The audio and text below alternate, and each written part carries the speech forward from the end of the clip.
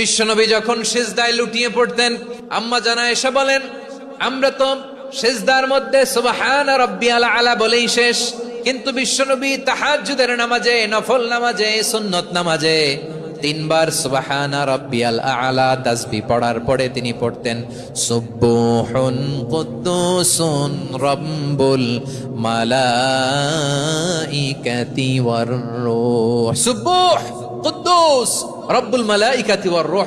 সিজদায় লুটিয়ে পড়ে বিশ্বনবী এই দোয়াটা পড়তেন নফল নামাজে, সুন্নাত নামাজে কিংবা তাহাজ্জুদের নামাজে।